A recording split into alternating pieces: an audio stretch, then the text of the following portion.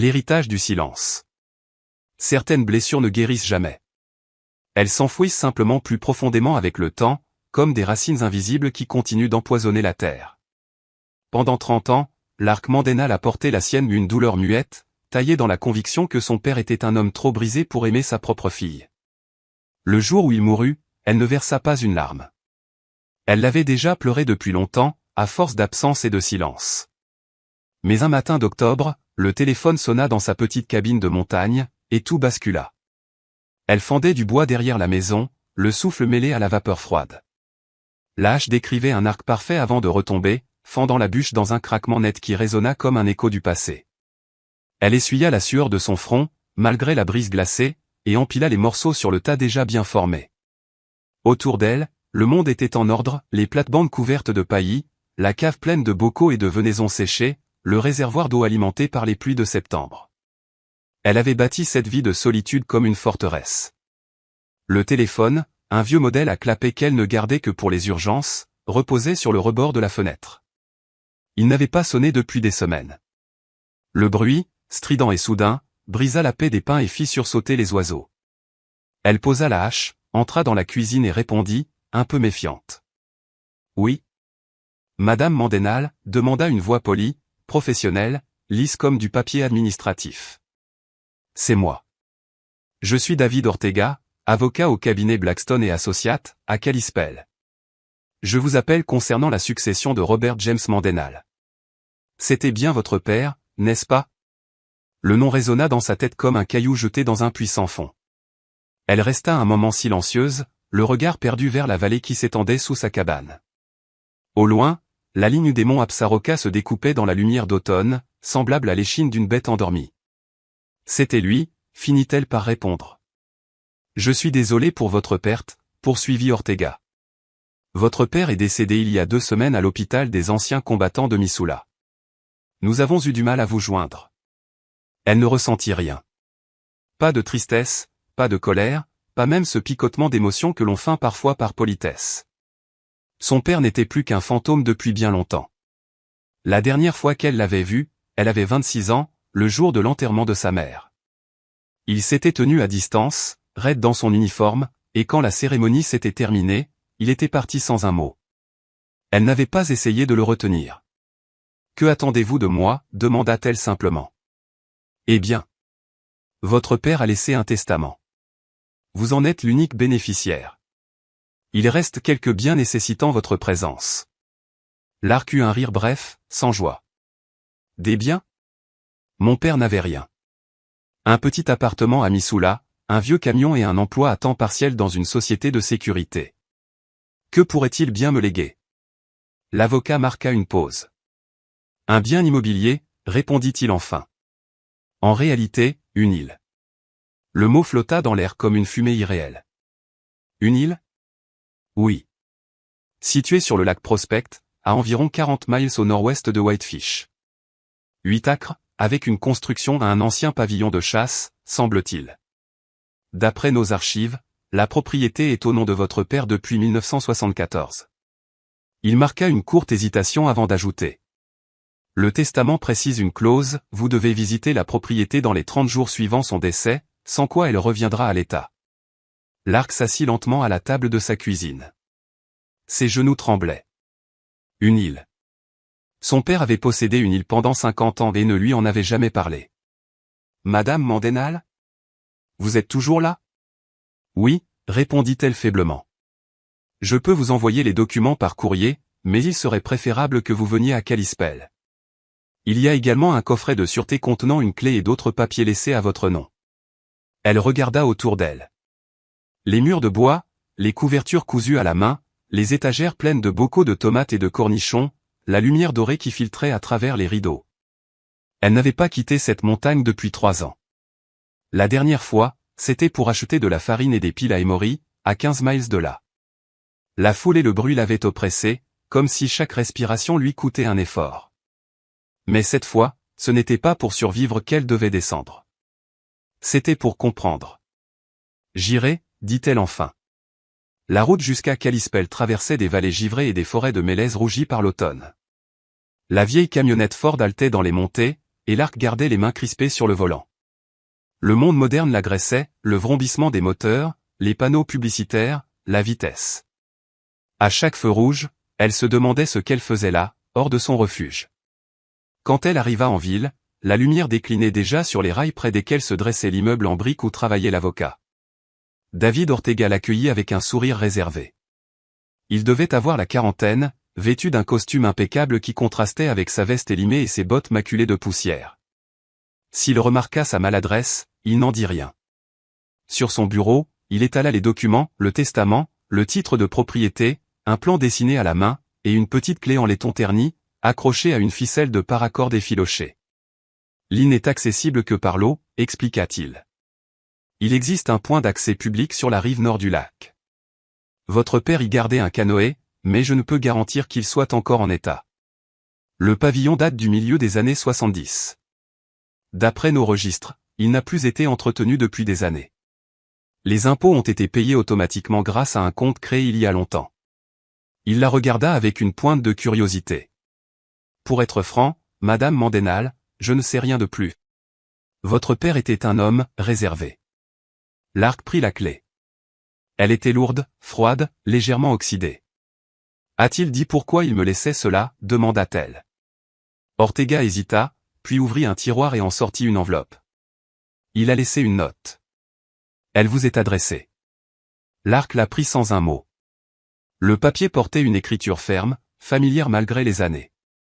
Elle sentit sa gorge se serrer, comme si les mots, encore scellés, avaient déjà commencé à la fissurer. Le lendemain, elle se mit en route vers le lac Prospect. La route serpenta à travers des paysages sauvages, sapins noirs, rochers polis par le vent, torrents d'argent filant vers les plaines. Plus elle s'éloignait de la ville, plus la paix revenait. Le silence lui était familier, ce silence qui n'est pas absence, mais présence dense du monde. Elle arriva à la rive nord en milieu d'après-midi. Le ciel, d'un bleu glacé, se reflétait sur les eaux calmes. À quelques mètres du débarcadère, un vieux canoë reposait sur la berge, renversé et couvert de mousse. Le bois était humide mais encore solide. Elle le remit à l'endroit, plaça la clé dans sa poche et poussa doucement sur l'eau. La traversée fut longue et lente. Le vent soulevait des rides sur la surface du lac. Les montagnes, tout autour, semblaient veiller sur elle. Quand enfin l'île apparut, elle eut l'impression de pénétrer dans une autre époque. Les pins s'inclinaient au-dessus d'un rivage étroit, et à travers leurs branches, elle distingua les contours d'un vieux pavillon de bois, affaissé, rongé par les saisons. Elle tira le canoë sur la grève et posa le pied sur la terre. Une odeur de mousse et de résine lui emplit les poumons. Le silence y était différent, plus dense encore, presque sacré. La porte du pavillon grinça sous sa main. À l'intérieur, la poussière formait un voile argenté sur les meubles. Sur une table, un album photo attendait, entrouvert. Les images montraient un homme plus jeune, souriant, tenant une fillette blonde dans ses bras. Elle reconnut son visage d'enfant, éclatant de joie, avant que la vie ne se referme sur elle. Plus loin, dans un tiroir, elle découvrit un carnet à la couverture de cuir.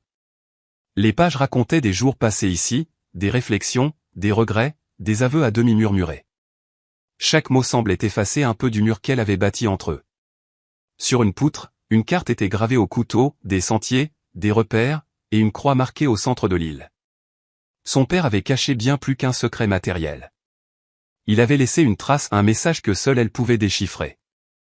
Lark referma le carnet, s'assit sur le plancher, et laissa le vent entrer par la fenêtre brisée. Pour la première fois depuis des décennies, elle sentit quelque chose s'ouvrir en elle. Pas du pardon encore, mais une fissure, mince et nécessaire, par laquelle la lumière commençait à passer. Elle leva les yeux vers les montagnes, et le murmure du lac sembla lui répondre. Peut-être que certaines blessures ne guérissent pas. Mais parfois, elles cessent enfin de saigner. Elle resta immobile un instant, observant l'enveloppe que l'homme lui tendait. Son nom y était inscrit d'une écriture carrée, ferme et reconnaissable entre mille, celle de son père. Elle ne l'ouvrit pas. Ses doigts tremblaient imperceptiblement tandis qu'elle la repliait soigneusement et la glissait dans la poche intérieure de sa veste. « J'aurai besoin d'indications pour rejoindre le lac, dit-elle simplement. L'après-midi déclinait quand elle prit la route vers le nord-ouest. La lumière oblique du soleil traversait les pins, jetant sur l'asphalte des ombres mouvantes. La route serpentait à travers les forêts nationales, longeant les sentiers qu'elle avait parcourus autrefois, à l'époque où sa mère était encore en vie, où les étés avaient le goût de liberté, de fumée de bois et de rire autour du feu. Dans ses souvenirs, son père était là aussi, mais toujours à la périphérie et silencieux, distant, comme s'il observait la vie sans jamais y prendre part. C'était sa mère qui lui avait tout appris, comment allumer un feu avec des écorces humides, reconnaître les traces d'animaux, se fondre dans les bois sans troubler le chant des oiseaux. Elle avait cette chaleur naturelle, cette douceur mêlée de force tranquille. Lark, elle, avait hérité de ses mains longues et solides, de son goût du silence et de la solitude. Mais là où sa mère trouvait la paix, Lark portait en elle une agitation qu'elle n'avait jamais su nommer, un besoin de partir, de comprendre, de creuser sous la surface du monde. Quand sa mère était morte d'un anévrisme à 49 ans, le monde de Lark s'était effondré d'un seul coup. Elle n'avait que 16 ans. La colère s'était logée en elle comme un éclat de verre. Et son père, incapable de pleurer ou de parler, s'était refermé sur lui-même. Il partait au travail, revenait, s'asseyait dans son fauteuil devant la télévision, muet. Un soir, Lark avait explosé. « Pourquoi tu ne dis rien? Pourquoi tu ne cries pas? Pourquoi tu ne pleures pas ?» Il l'avait regardé avec ses yeux gris pâles, impassibles. Certaines choses, on les porte. C'est tout. Elle n'avait jamais oublié ces mots. 2 ans plus tard, elle avait quitté la maison sans se retourner. À présent, le lac apparut entre les arbres, éclatant et irréel, comme un morceau de ciel tombé sur la terre. Elle gara la voiture près d'une rampe en bois usée par les années. Le vent portait une odeur de résine et d'eau froide.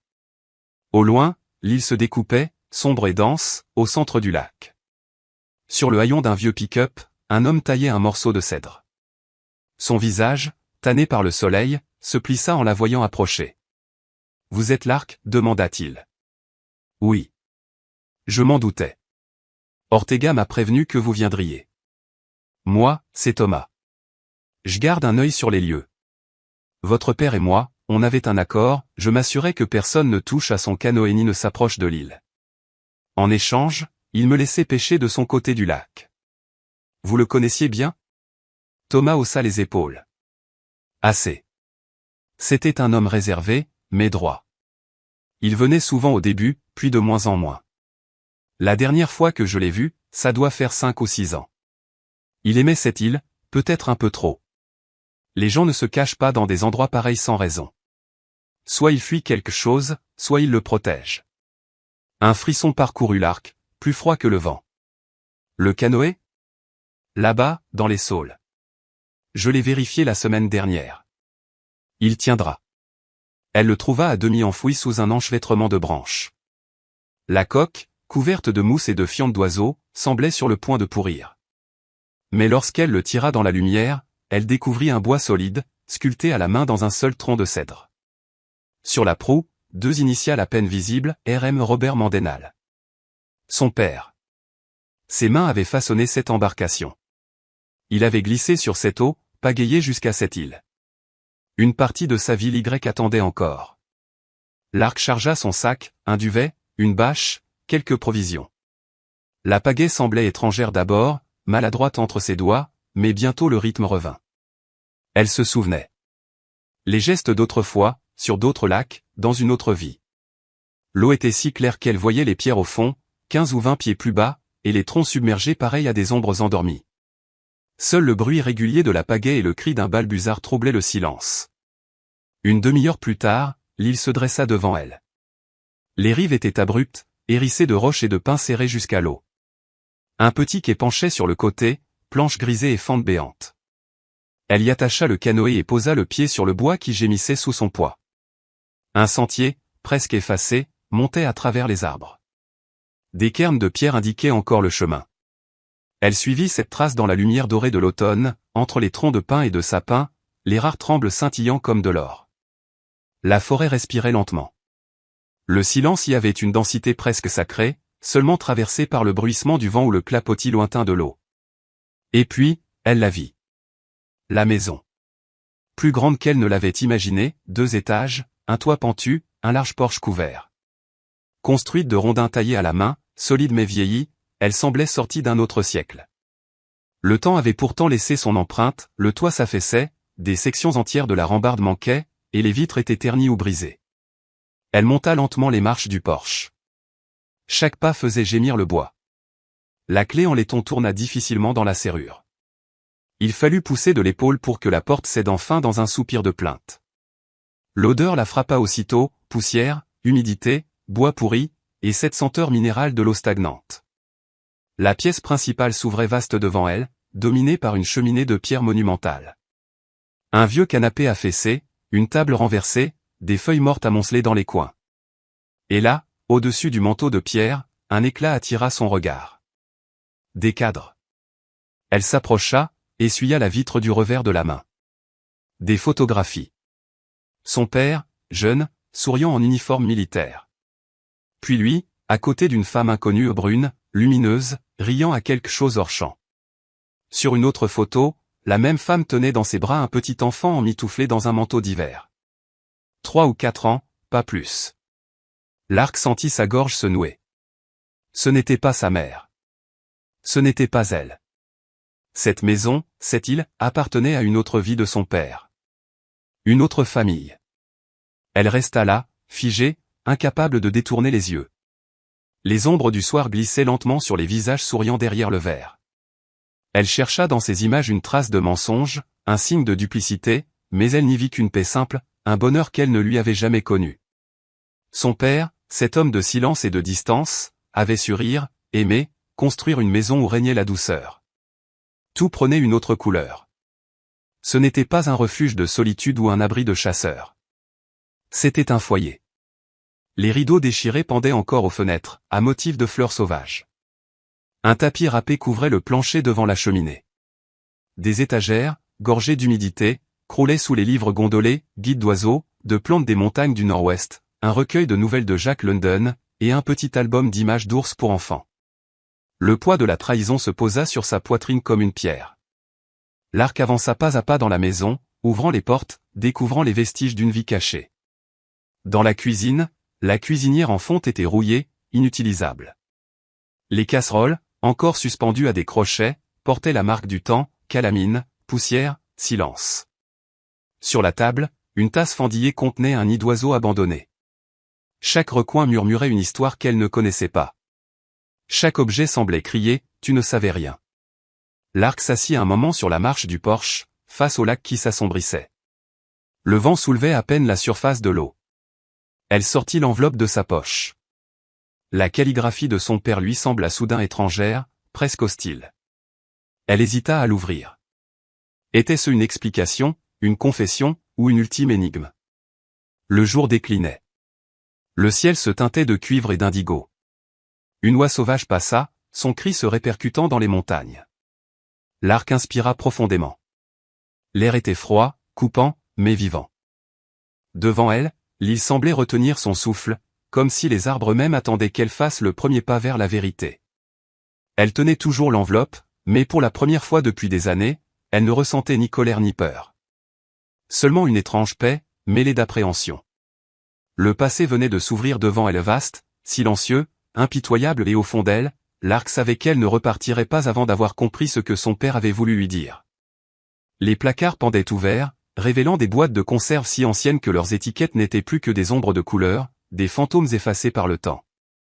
Au-dessus de l'évier, un calendrier demeurait suspendu, ses pages jaunies et cassantes.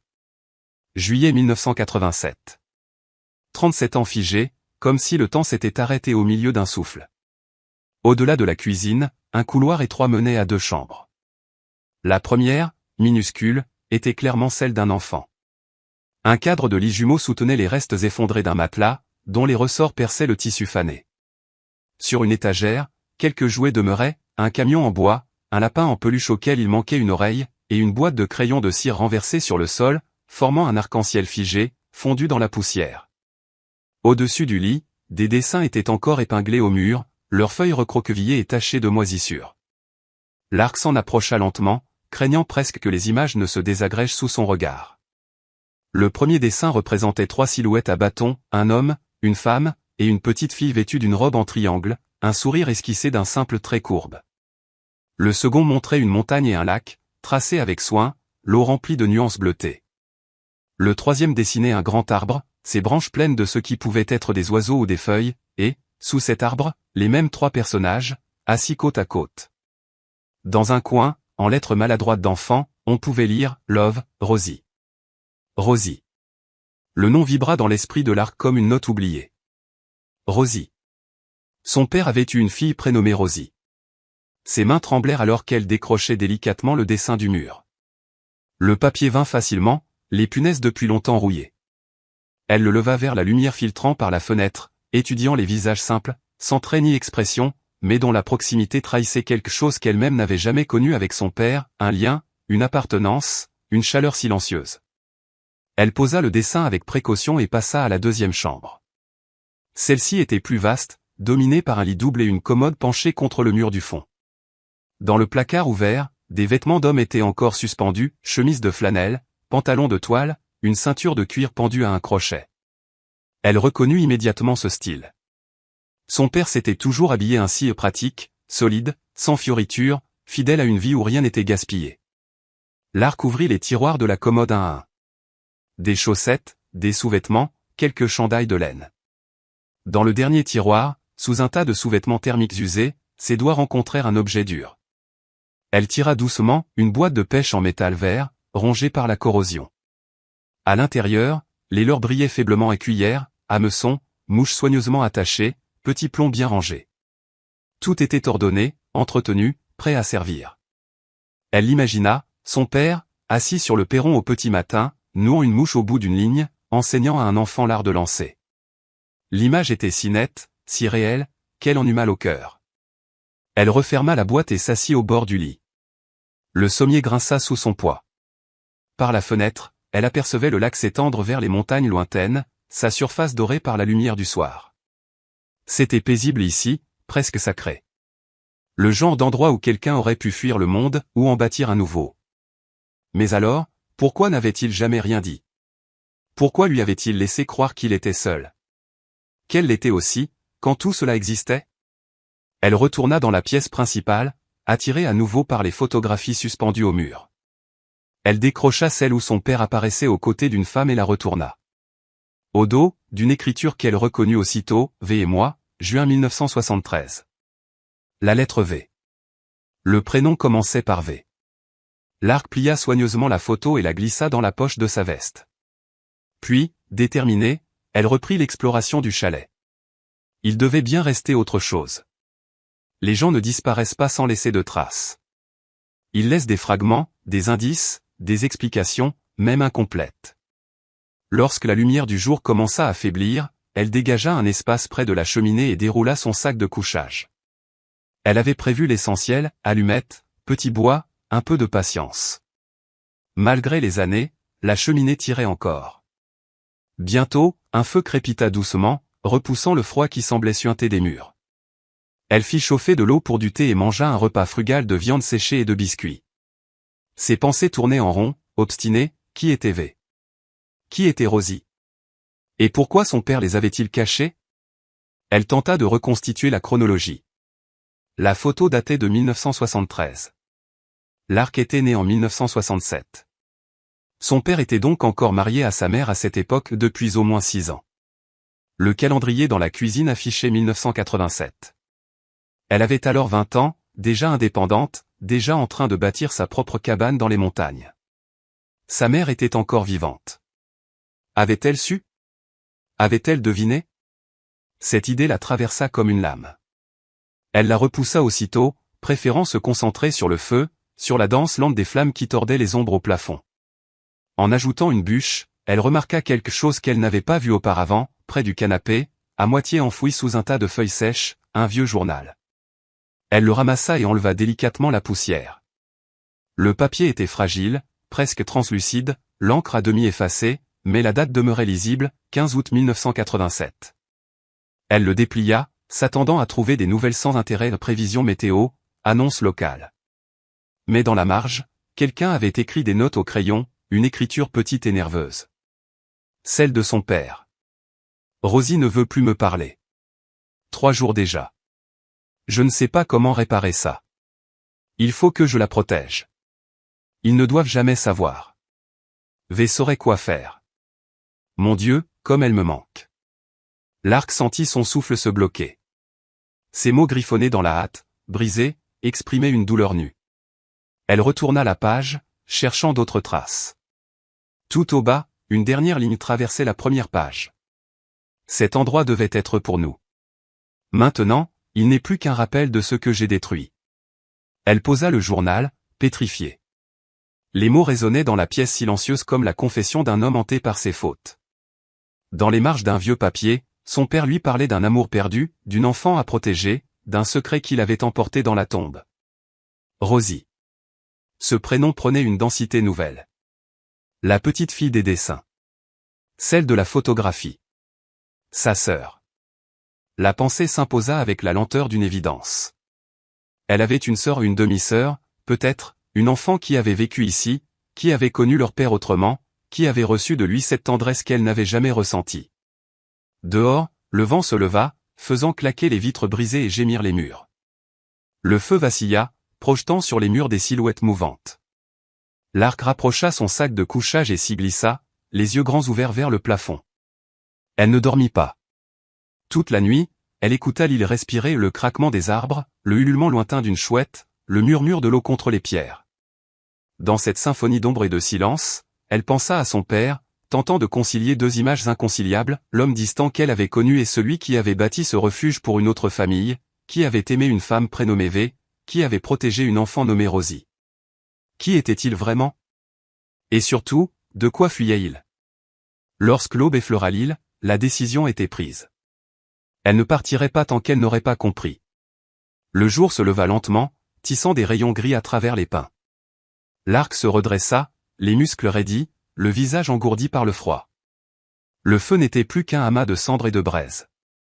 Elle le raviva avec méthode, ajoutant du petit bois jusqu'à ce que la flamme reprenne, vive et claire. Puis elle fit chauffer de l'eau pour un café.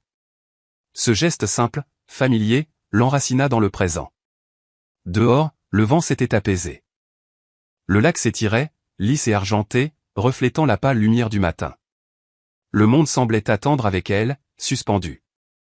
Elle savait désormais que chaque pierre, chaque recoin de cette cabane recelait une part de la vérité. Et qu'en les déterrant, elle ne retrouverait pas seulement les secrets de son père, mais peut-être aussi les fragments manquants d'elle-même. Elle avait besoin d'occuper ses mains pour laisser son esprit assembler les morceaux du puzzle que son père avait laissé derrière lui. Toute la matinée, Lark fouilla le pavillon méthodiquement, pièce après pièce, avec la patience forgée par des années de solitude.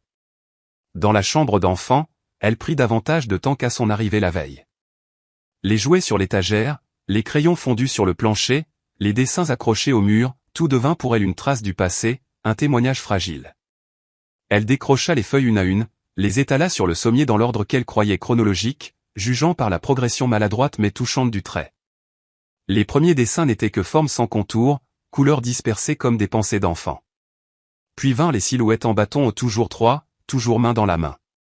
Les derniers montraient plus de maîtrise, une maison semblable au pavillon, un canot glissant sur un lac, un cerf immobile entre les pins. Sur l'un, une fillette aux cheveux sombres se tenait près d'un homme tenant une canne à pêche. Il souriait. Dans le coin, une signature revenait à chaque fois, avec amour, Rosie. Lark effleura les lettres du bout du doigt. Rosie avait vécu ici. Elle avait dormi dans ce lit, joué avec ses jouets, ri peut-être entre ses murs avant de partir ou d'être emmenée, laissant la maison sombrer lentement dans l'abandon. Lark ouvrit les tiroirs de la commode avec plus d'attention. Dans le fond du premier, derrière une pile de t-shirts minusculés et de jeans passés, elle trouva une photographie, une fillette d'une dizaine d'années posant sur le quai, vêtue d'une salopette et d'une veste verte. Ses cheveux sombres attachés en queue de cheval, son regard direct et sérieux, presque miroir du sien à cet âge. Au dos, une inscription, Rosie, été 1984. Lark fit rapidement le calcul, né vers 1974. Rosie aurait aujourd'hui environ 50 ans, une femme quelque part dans le monde, peut-être mère, peut-être grand-mère. Si elle était encore en vie. Ce simple si fit naître un frisson. Elle avait une sœur. Une sœur que leur père avait cachée, tout comme il avait caché cet endroit. Elle glissa la photo dans sa poche et retourna à la cuisine. Les vieilles conserves, figées sur les étagères, semblaient la juger. La plupart n'étaient plus que boîtes rouillées, mais quelques-unes avaient survécu, tomates, haricots verts, pêche au sirop épais. Les dates indiquaient 1985, 1986, 1987. Quelqu'un avait rempli ces étagères avant de tout laisser derrière. Son regard fut attiré par le calendrier jauni accroché au mur, juillet 1987. Elle le décrocha avec précaution. Certaines dates portaient un X tracé au crayon, les 3, 10 et 17. Une régularité, peut-être des visites, des départs. Mais sur le 24 juillet, un cercle appuyé entourait un seul mot, parti. Qui était parti ce jour-là? Rosie? Son père? Quelqu'un d'autre? Elle remit le calendrier en place, s'accroupit pour explorer les placards sous l'évier. Là, entre la rouille et les toiles d'araignée, elle découvrit une petite boîte en bois clair. Simple, sans vernis, fermée d'un loquet de laiton. Elle l'ouvrit doucement. À l'intérieur, une trentaine d'enveloppes liées par un élastique qui se désagrégea aussitôt. Toutes portaient l'écriture reconnaissable de son père. L'encre avait pâli, certaines lettres étaient tachées d'eau. Lark les étala sur le comptoir et lut les adresses, toutes destinées à Rosie, sans nom de famille. Mais chaque fois, une adresse différente: Seattle, Portland, Spokane, Boise, autant de points dispersés dans le nord-ouest américain. Les cachets de la poste s'échelonnaient de 1988 à 2003, 15 années de lettres envoyées à une fille qui semblait fuir, déménager sans cesse, ou simplement refuser d'être trouvée. Lark prit celle datée d'avril 2003, la plus récente, adressée à Tacoma. L'enveloppe était ouverte. Elle déplia la feuille à l'intérieur. Chère Rosie. Je ne sais pas si tu liras ces lignes, mais je les écris quand même. 16 ans ont passé depuis ton départ de l'île. Je comprends pourquoi tu es parti. Je comprends aussi pourquoi tu refuses de me voir. Mais je veux que tu saches que je suis désolé. Désolé pour les choix que j'ai faits, pour ce que je n'ai pas su te donner. Désolé d'avoir cru qu'en cachant, je protégeais. Ta mère méritait mieux. Toi aussi.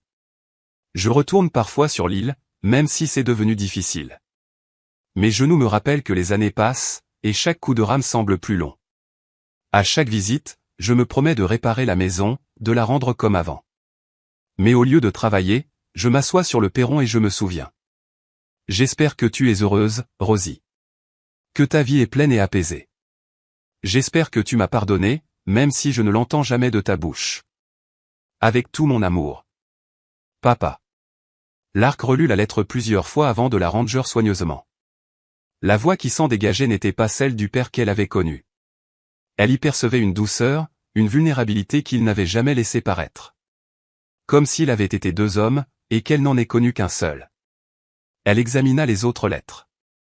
La plupart restaient scellées, vierges d'ouverture. Des années d'appels sans réponse. 15 ans de silence. Lark sentit une lourdeur dans la poitrine, celle d'une filiation refusée, d'un amour perdu dans le vide postal. Elle comprenait trop bien ce vide.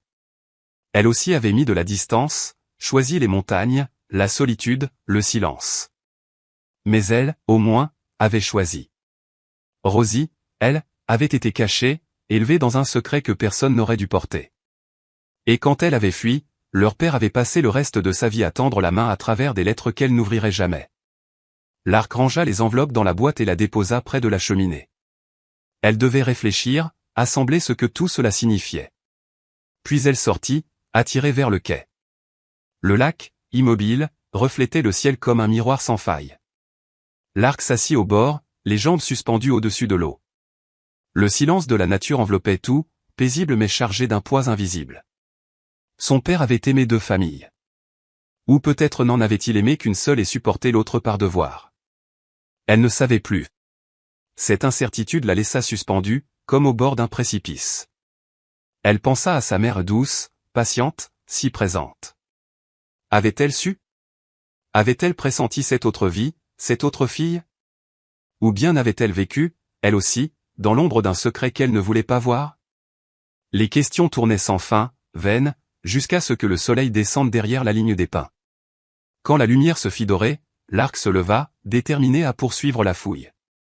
Il restait des réponses à trouver dans cette maison en ruine. Et elle les trouverait. Au matin, le lac était calme, couvert d'une brume légère. Lark rangea ses affaires dans le canot et regagna la rive. L'île lui avait offert des fragments, mais pas encore le tableau complet. Elle avait besoin de contexte, de traces officielles, de tout ce qui pourrait relier la vie cachée de son père au monde au-delà de l'eau. Elle prit la route vers Whitefish, un petit bourg à une trentaine de kilomètres. Entre un magasin de bricolage et un café, elle trouva la bibliothèque municipale, un bâtiment étroit à la façade de briques, refuge discret de papier et de silence. À l'intérieur, le murmure du chauffage se mêlait au froissement des pages. Derrière le comptoir, une femme âgée leva la tête. Ses cheveux gris acier étaient tirés en chignon, ses lunettes suspendues à une fine chaînette. Son regard accueillant mais prudent suivit Lark qui s'approchait. La poussière du voyage collait encore à ses manches, et la fatigue de la découverte pesait dans ses yeux. Ce qu'elle allait chercher ici, elle l'ignorait encore. Mais quelque part, entre les registres oubliés, les archives locales et les microfilms jaunis, se cachait peut-être la clé de toute une vie effacée, celle d'un père double, d'une sœur invisible, et d'un passé qui refusait de mourir. Dans le silence feutré de la bibliothèque du comté, Lark s'avança vers le comptoir où une femme d'âge mûr, lunettes au bout du nez, classait des dossiers. « Puis-je vous aider à trouver quelque chose ?» demanda-t-elle. « Oui. Je cherche des registres fonciers », répondit Lark. Plus précisément ceux concernant une île sur le lac Prospect. Elle aurait été achetée en 1974. Un léger tressaillement passa sur le visage de la bibliothécaire, un mélange d'étonnement et de prudence. Prospect Lake. C'est assez isolé, là-bas. Peu de propriétés dans ce coin. Elle se leva, fit signe à Lark de la suivre jusqu'à un ordinateur dans un coin de la salle. Nous avons les registres du comté numérisés à partir de 1970. Vous pouvez faire une recherche par localisation ou par nom du propriétaire. Lark s'assit, inspira profondément et tapa lentement « Robert James Mandenal ». Un seul résultat apparut à l'écran. Achat de terrain daté du 15 mars 1974, pour 8 acres sur Prospect Lake. Le terrain était alors décrit comme « non développé ». Prix d'achat, $12 000, réglé comptant. Elle resta immobile quelques secondes, le regard fixé sur la ligne froide de texte. L'année précédente, son père avait épousé sa mère. Il avait donc acquis l'île avant même de s'engager dans la vie qu'elle avait connue. Elle imprima le document et l'examina longuement, rien d'anormal, aucune mention inhabituelle, aucun indice expliquant pourquoi son père avait choisi cette île perdue ni ce qu'il projetait d'y construire. Une transaction ordinaire, consignée puis oubliée. Avez-vous trouvé ce qu'il vous fallait ? Murmura la bibliothécaire, apparue à ses côtés aussi silencieusement qu'un chat. Presque, répondit Lark. Elle hésita, puis ajouta, savez-vous quelque chose sur cette île ? Sur ceux qui auraient pu y vivre ? La femme fronça légèrement les sourcils. Je vis ici depuis 43 ans. Je connais la plupart des familles du coin, du moins de nom. Mais Prospect Lake, c'est un monde à part. Les gens là-bas restent entre eux. Elle s'interrompit un instant, comme si elle pesait ses mots. Vous avez un lien avec les Mandenal ? Oui. Il était mon père. Robert Mandenal. La femme hocha lentement la tête. Je me souviens de lui. Un homme discret. Il ne venait pas souvent en ville, mais quand il le faisait, il était toujours poli. Gardait ses affaires pour lui. Son regard glissa vers la feuille imprimée que Lark tenait entre ses doigts. Cette île, je me suis souvent demandé ce qu'il y faisait. Il passait parfois acheter des provisions, puis repartait sans un mot. C'était il y a longtemps, dans les années 80, peut-être le début des années 90. Puis il a cessé de venir. J'ai cru qu'il avait vendu ou qu'il était mort. Il est mort il y a 2 semaines, dit Lark doucement. Je suis désolé. L'expression de la bibliothécaire se fit plus douce. C'est lui qui vous a légué l'île, n'est-ce pas ? Oui. La femme hocha la tête, comme si cette réponse confirmait une vieille intuition. Si vous avez besoin d'autre chose, n'hésitez pas. Elle fit quelques pas, puis se ravisa. Il y avait une femme, vous savez. Elle venait parfois avec lui. Cheveux foncés, très belle. Et une enfant avec eux, une petite fille. Lark sentit son cœur accélérer. Vous vous souvenez de l'époque ? Fin des années 70, peut-être début 80. Et puis, un jour, il n'est plus venu qu'avec la petite. La femme et l'enfant ont disparu. On ne les a jamais revus. Lark sentit un frisson lui parcourir l'échine. Vous souvenez-vous de son nom ? Non, désolé. C'était il y a si longtemps. Mais je me rappelle qu'elle était gentille. Toujours un sourire, toujours un mot aimable. Elle marqua une pause avant d'ajouter. J'espère que vous trouverez ce que vous cherchez, là-bas. Lark la remercia et sortit de la bibliothèque. L'air frais la frappa au visage, mais sa tête bourdonnait. La femme existait. Ce n'était plus une silhouette sur une photo ni un prénom sur une lettre jaunie, elle avait marché dans ces rues, parlé à ces gens. Elle avait fait partie de la vie de son père, bien réelle, avant de disparaître sans explication. Lark reprit la route du lac, les mains crispées sur le volant. Les pièces du puzzle commençaient à s'assembler, mais l'image restait incomplète. Elle devait comprendre ce qu'il s'était passé, Violet, Rosie, et la vie secrète que son père avait bâtie avant de tout abandonner. De retour sur l'île, la lumière du soir dorait les troncs des pins. Lark entra dans le pavillon. Un silence épais y régnait, comme si les murs eux-mêmes retenaient leur souffle. Il ne lui restait qu'un endroit à explorer, le grenier. Dans le couloir, une trappe dissimulait une échelle pliante. Elle tira dessus, les charnières gémirent, soulevant un nuage de poussière. L'air du grenier était lourd, saturé d'odeurs de bois ancien et de renfermé. La lumière filtrait à travers les fissures du toit, découpant l'espace en répales où flottaient des particules argentées. Des boîtes s'alignaient contre les murs, leurs cartons déformés par le temps. Lark ouvrit la première avec précaution, des couvertures rapiécées, des courtes pointes cousues main, aux motifs presque effacés. Sous ces tissus, une pile d'albums photos aux couvertures rigides et craquelées. Elle en prit un, souffla la poussière, et l'ouvrit. Les pages racontaient une histoire qu'elle n'avait jamais connue. Son père, jeune, souriant, se tenait à côté d'une femme aux cheveux sombres, violets. Sur une photo, ils étaient à une fête foraine, des lumières colorées en arrière-plan, un nuage de barbe à papa entre eux. Sur une autre, ils riaient sur une plage, la mer s'étendant à perte de vue derrière eux. Lark tourna les pages, fasciné. Rosie apparut bientôt, bébé emmailloté dans une couverture, puis fillette jouant sur le rivage, puis enfant dessinant avec sa mère dans le jardin de l'île. Chaque image respirait la douceur d'une vie simple et cachait un monde parallèle au sien. Jamais de maison de ville, jamais d'autres visages, juste le lac, les arbres, et trois êtres semblant appartenir à un autre temps. La dernière page portait une seule photographie, différente des autres. Un portrait en studio. Violet posait assise, les mains croisées sur ses genoux, le regard calme et profond. Une robe claire, un collier de perles. Au bas de la photo, une inscription manuscrite. Violet Reyes 1973. Lark sentit un pincement au cœur.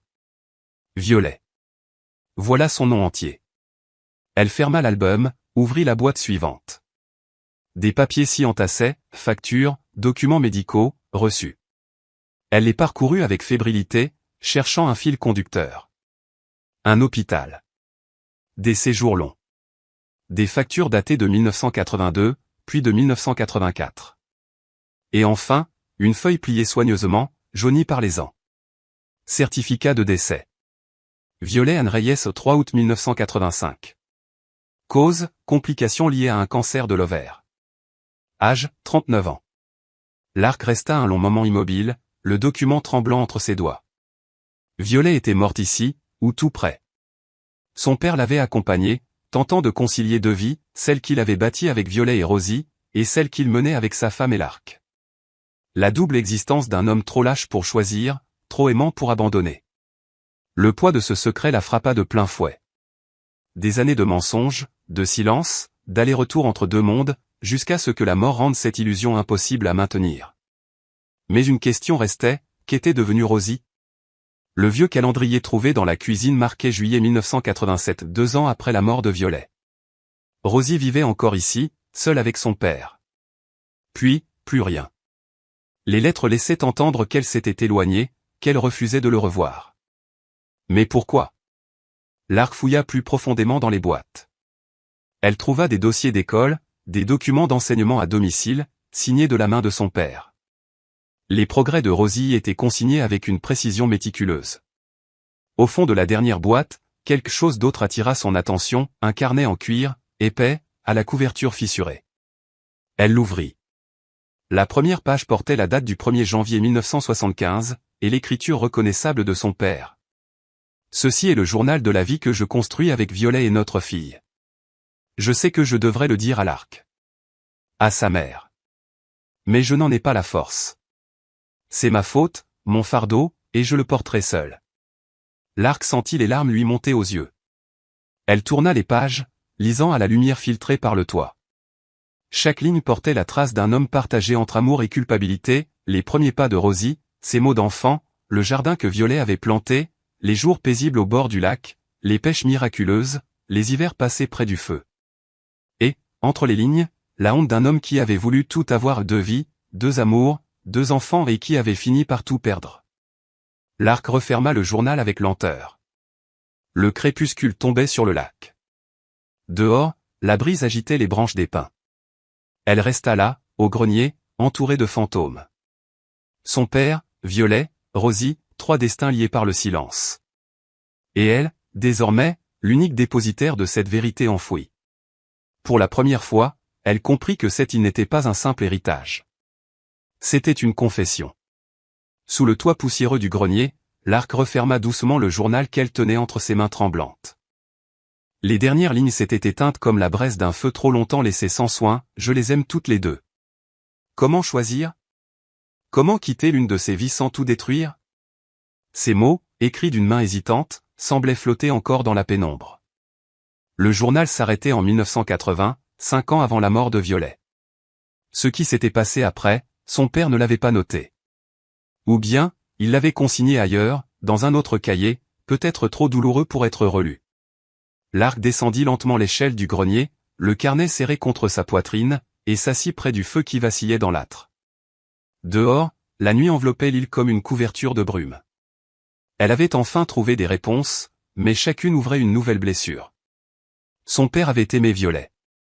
Il avait construit avec elle un monde parallèle, fragile et lumineux, qu'il avait dû cacher à tout prix. Il avait continué à vivre avec la mère de Lark, dans la même maison, dans la même vie, tout en appartenant en secret à une autre femme, à un autre amour. Et Rosie et leur fille, orphelines de mère, rejetées par un père trop lâche pour affronter la vérité, avaient fini par tourner le dos à tout cela, à ce mensonge qui les avait tous engloutis. Lark contempla longtemps les flammes. Pour la première fois, une étincelle de compréhension traversa la honte et la colère qu'elle portait depuis des années. Le silence de son père n'avait pas été indifférence. C'était la honte d'un homme partagé entre 2 vies et incapable de réparer ce qu'il avait brisé. Les 2 jours suivants, elle lut sans relâche à la lumière du feu. Les pages du journal révélaient un homme divisé, pris entre 2 foyers, 2 vérités impossibles à concilier. Les entrées étaient irrégulières, parfois quotidiennes, parfois espacées de plusieurs mois, comme si chaque mot coûtait un morceau de son âme. En 1975, il décrivait le premier anniversaire de Rosie juste 3 sur l'île, un gâteau préparé dans le vieux poêle en fonte, des rires, du silence aussi. En 1976, il écrivait sur la neige et les traces d'animaux qu'il apprenait à reconnaître à sa fille. En 1977, il avait construit une balançoire près du quai, et Rosie chantait seule en se balançant tandis que Violet jardinait tout près. Ces scènes paisibles s'entremêlaient à des aveux sombres, les mensonges répétés à sa femme, les excuses inventées pour justifier ses absences, le poids croissant de la duplicité. Dans une entrée de septembre 1978, son père avait écrit « Je suis un lâche. Je prétends protéger tout le monde, mais je ne protège que moi-même. Si j'étais courageux, je dirais la vérité. Mais cette vérité détruirait tout, et je n'ai pas la force de reconstruire ce qu'elle briserait. » À partir de 1980, les lignes devinrent plus brèves, presque illisibles. Violet était malade. Les mots parlaient de rendez-vous médicaux, de traitements expérimentaux, d'un espoir qui s'effritait jour après jour. La dernière entrée, datée du 23 décembre 1980, disait simplement « Elle m'a dit aujourd'hui qu'elle ne me blâme pas. Qu'elle savait ce qu'elle choisissait en acceptant cette vie cachée. Qu'elle préférait avoir une part de moi plutôt que rien. Je ne mérite pas son pardon, mais je le prends, parce que je ne sais pas quoi faire d'autre. » Lark ferma le carnet. Le feu s'était éteint, et le froid s'était insinué dans la pièce. Elle s'enroula dans son sac de couchage, les yeux fixés sur le plafond de bois noirci. Son esprit tentait de reconstituer la vie cachée de son père, ses allers-retours entre l'île et la maison familiale, entre 2 femmes, 2 vérités. Sa mère? Avait-elle su? Avait-elle deviné? Lark chercha dans ses souvenirs d'enfance le moindre signe, une tension, une ombre, un mot trop vite étouffé. Mais tout ce qu'elle revoyait, c'était la douceur calme de sa mère, sa constance, sa tendresse tranquille. Si des fissures avaient existé, elle avait été trop jeune pour les voir. Le lendemain matin, elle retourna dans le grenier. Elle savait qu'il restait des réponses, enfouie quelque part sous la poussière et le silence. Les boîtes qu'elle avait déjà fouillées ne lui avaient donné que le début de l'histoire. Elle avait besoin de la fin. Pourquoi Rosie était-elle partie? Pourquoi l'île était-elle restée vide pendant presque 40 ans? Au fond, sous les combles, elle trouva une boîte oubliée, dissimulée derrière une poutre. À l'intérieur, d'autres journaux datés de 1981 à 1987. Elle les emporta près du feu et se remit à lire. Ces pages étaient différentes. Le ton y était brut, désarmé, sans détour. C'était la voix d'un homme brisé, incapable de faire son deuil au grand jour, prisonnier d'un secret que personne ne partageait. Il y parlait de sa douleur, de l'impossibilité de pleurer violet devant ceux qui ignoraient jusqu'à son existence. Il écrivait aussi sur Rosie et sur son silence, ses colères, son regard chargé de reproches muets. En 1986, il nota avoir ramené Rosie sur l'île, espérant sauver ce qu'il restait de leur lien. Mais le lieu sans violet était devenu un tombeau. L'adolescente passait ses journées enfermée dans sa chambre ou à marcher seule sur les sentiers, étrangère à son propre passé. Elle avait 15 ans, assez vieille pour comprendre la trahison, assez blessée pour s'en défendre par le rejet. En juin 1986, il confessa. Elle m'a demandé pourquoi je ne lui avais jamais parlé d'elle, pourquoi elle ne pouvait pas aller à l'école comme les autres, pourquoi nous devions nous cacher. J'ai tenté d'expliquer, mais tout sonnait faux. La vérité, c'est que j'avais peur. Peur de perdre ma carrière, peur du jugement, peur de faire souffrir Lark et sa mère. Mais surtout, peur qu'on me voie tel que je suis, un homme qui a préféré son confort à son courage. Un an plus tard, le ton changeait. Rosie venait d'avoir 17 ans. Elle voulait partir, étudier, vivre autrement. Il tenta de la retenir, mais ses mots s'effondraient sous leur propre hypocrisie. L'entrée du 24 juillet 1987 était la plus longue et la dernière. Rosie est partie aujourd'hui. Je l'ai conduite à la gare routière de Kalispell. Elle n'avait qu'une valise et un sac à dos, tout ce qu'elle possédait. Elle n'a pas voulu me regarder en montant dans le bus. Elle a pris une place près de la fenêtre, le visage tourné de l'autre côté. Je suis resté debout jusqu'à ce que le bus disparaisse. Elle ne s'est pas retournée. Je sais qu'elle a raison de partir. Je l'ai échouée à tous les niveaux. Violet aurait honte de moi, et elle aurait raison. Lark aussi, si elle savait. Je vais fermer le chalet. Je ne peux plus y revenir. Chaque pièce, chaque recoin me rappelle ce que j'ai perdu et ce que j'ai détruit. Rosie mérite mieux que cet endroit. Je lui écrirai, mais je n'attends pas de réponse. Elle me doit rien. Cette île devait être un refuge. Elle est devenue une cage. Je la quitte, comme elle. C'est peut-être le seul geste sincère qu'il me reste. Lark posa le dernier carnet. Ses mains tremblaient. 1987, l'année même où elle, de son côté, avait quitté la maison pour construire sa cabane dans les montagnes. Ils avaient fui tous deux, père et fille, chacun croyant échapper à un poids qui les consumait. Mais leur fuite racontait deux chemins opposés, elle avait bâti quelque chose, la solitude, oui, mais aussi la paix. Lui, au contraire, avait tout abandonné. Il avait perdu Violet, perdu Rosie, perdu même l'estime de sa propre fille. Et jusqu'à sa mort, il avait tenté, en vain, de tendre la main vers une enfant qui ne voulait plus entendre sa voix. Lark sortit du chalet et descendit jusqu'au quai. Le bois humide craquait sous ses pas. Devant elle, le lac s'étendait, vaste, silencieux, indifférent. Elle pensa à Rosie, 17 ans, furieuse, fuyant en bus vers n'importe où. Elle pensa à son père, immobile dans un parking vide, regardant ce bus s'éloigner, sachant qu'il venait de perdre la seule personne qu'il aurait voulu racheter. Et enfin, elle pensa à elle-même, 20 ans, quittant la maison après les funérailles de sa mère sans se retourner, persuadée qu'elle devait effacer tout ce passé pour survivre. Le vent se leva, faisant danser des rides sur la surface du lac. Lark ferma les yeux. Pour la première fois, elle ne chercha pas à comprendre ni à juger. Elle se contenta d'écouter le silence, ce même silence qui, des années plus tôt, avait emprisonné son père, mais qui, pour elle, devenait maintenant une promesse, celle de briser le cycle, de pardonner, peut-être même de guérir. Sous le ciel d'hiver, l'île demeurait immobile, témoin d'une histoire d'amour, de honte et de rédemption. Et dans ce silence lourd, Lark sut qu'en retrouvant la vérité, elle venait enfin de retrouver une part d'elle-même. L'être aux sœurs perdues. Ils avaient tous fui, chacun à sa manière.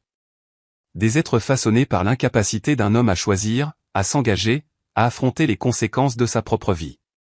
3 âmes déracinées, tournant autour du même vide. Pourtant, quelque part, Rosie vivait encore.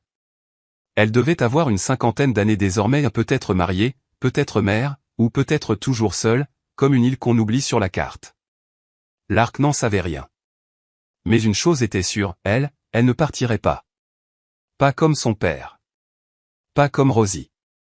S'il restait la moindre chance de comprendre, de réparer, de tisser à nouveau un lien, elle devait la saisir.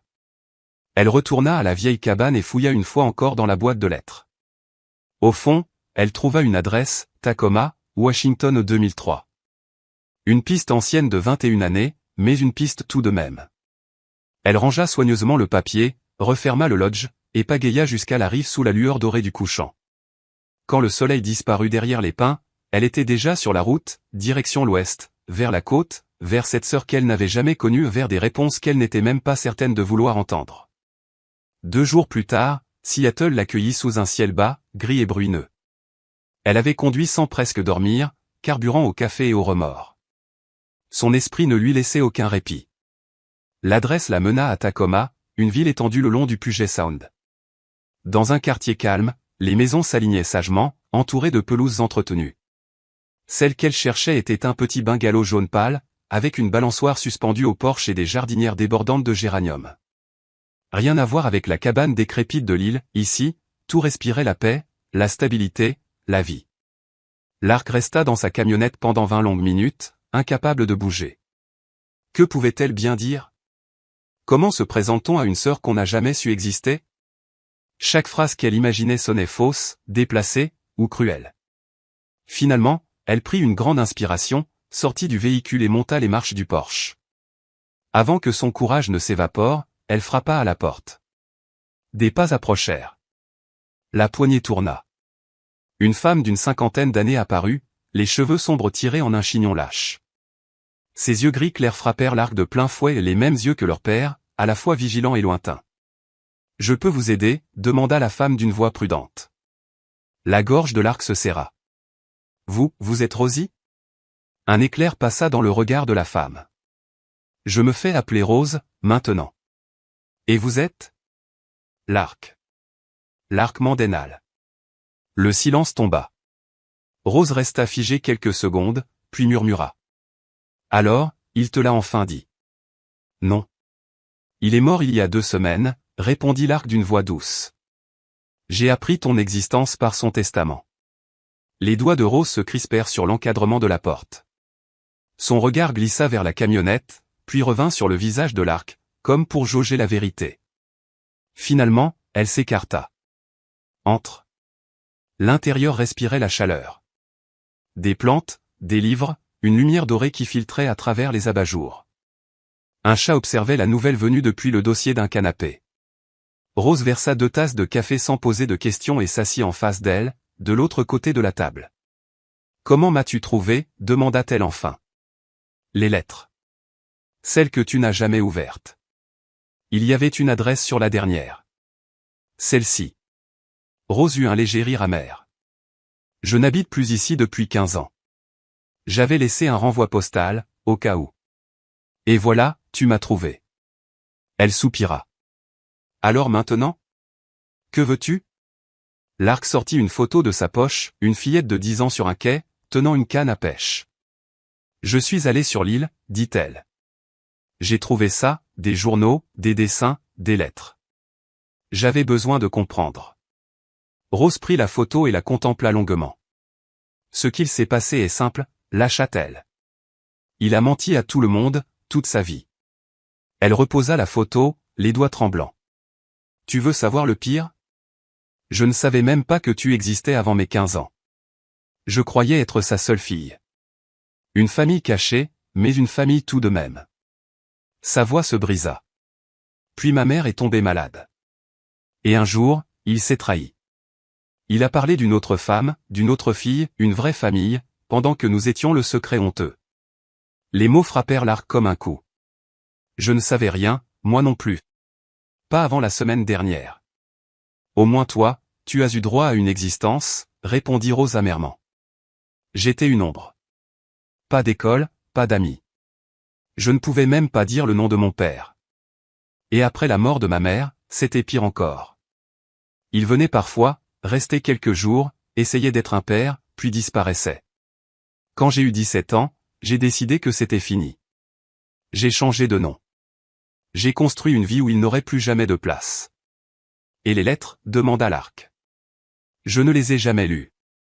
Chaque enveloppe était une tentative pour me ramener dans son mensonge. Alors je les ai laissées s'entasser. Puis, un jour, elles ont cessé d'arriver. Elle leva enfin les yeux.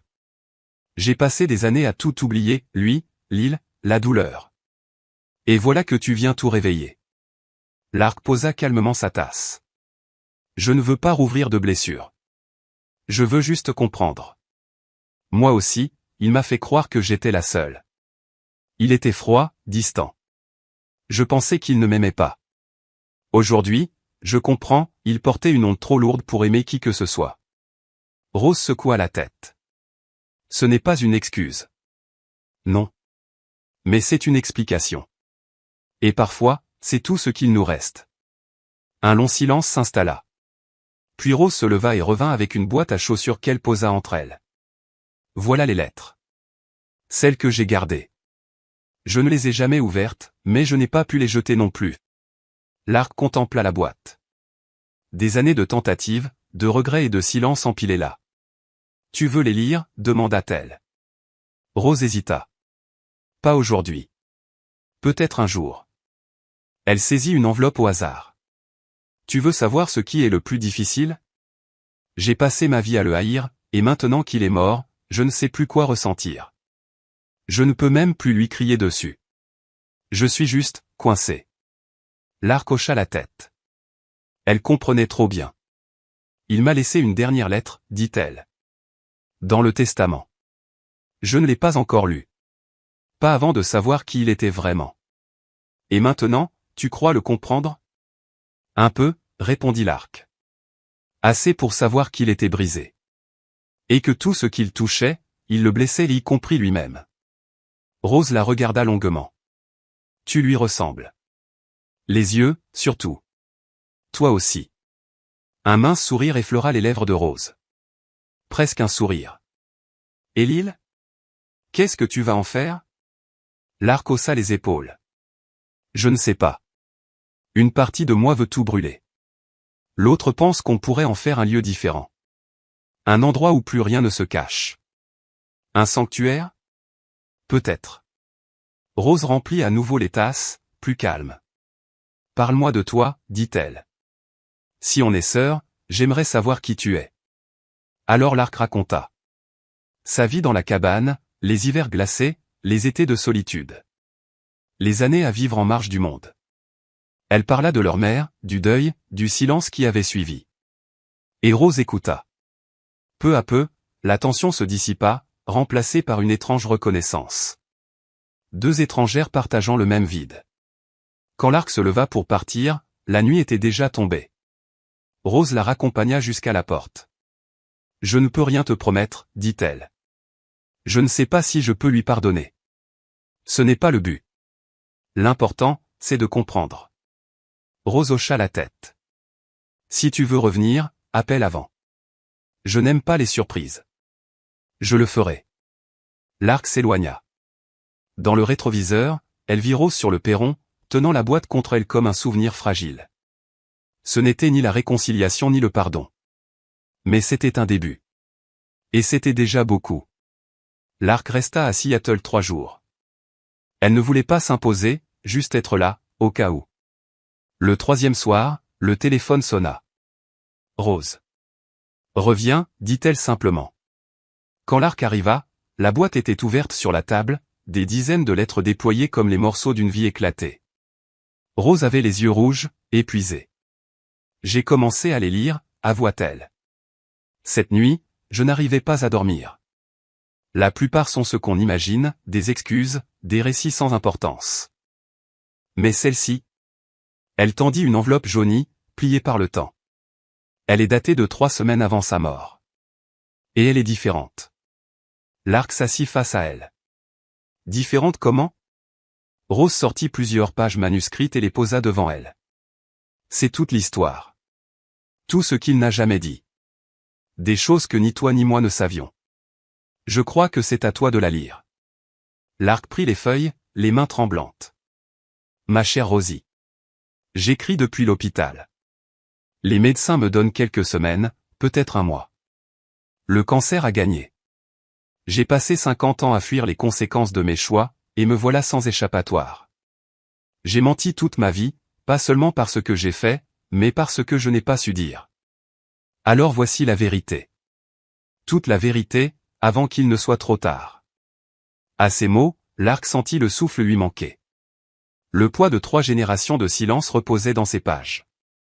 Et pour la première fois, elle comprit, ce voyage n'était pas seulement une quête de réponse, mais une transmission. Une confession d'outre-tombe, une passerelle fragile entre 2 sœurs séparées par un homme et réunies par sa dernière vérité. Et dans ce moment suspendu, alors que la pluie battait contre les vitres, quelque chose changea. Pas la douleur. Pas encore le pardon. Mais le début d'une paix possible. Lettre d'un père perdu, retrouvé par 2 sœurs. J'ai rencontré ta mère en 1972, pendant ma 2e affectation à l'étranger. Elle travaillait comme traductrice sur la base. Le jour où je l'ai entendue rire pour la première fois, quelque chose en moi s'est ouvert comme si ce son avait fissuré la carapace d'un homme trop longtemps enfermé dans le devoir. 6 mois plus tard, nous nous sommes mariés. Une petite cérémonie, presque secrète, seulement nous deux et un aumônier militaire. J'avais 28 ans, elle en avait 26. Nous étions jeunes, insouciants, heureux. Quand je suis rentré aux États-Unis en 1973, elle portait déjà la vie en elle. Elle te portait, Rosie. Mais à ce moment-là, une autre promesse se dressait devant moi, celle d'une promotion. Un grade supérieur, de meilleures affectations, un avenir tracé au cordeau. Le seul obstacle, c'était toi.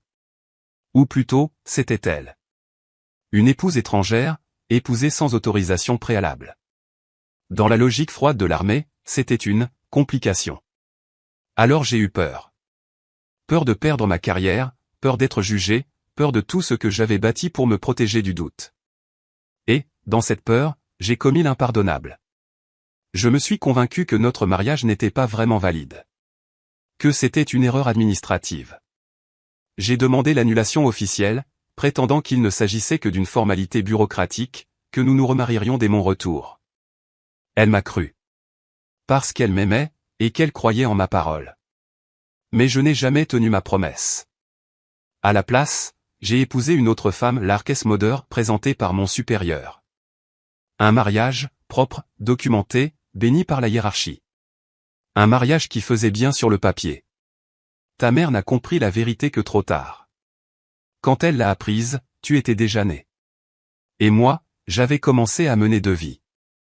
J'ai acheté l'île cette année-là, un refuge, croyais-je, un sanctuaire où je pourrais prétendre, quelques jours par an, n'être ni soldat ni menteur. Là-bas, je pouvais t'aimer sans que le monde le voie. Je lui disais qu'un jour je régulariserais la situation, que je trouverais un moyen de la réparer. Mais je ne l'ai jamais fait. J'ai préféré le confort du silence à la douleur de l'honnêteté. Ta mère n'a jamais cessé de m'aimer. Elle aurait dû me haïr, mais elle répétait, j'aime mieux avoir une part de toi que rien du tout.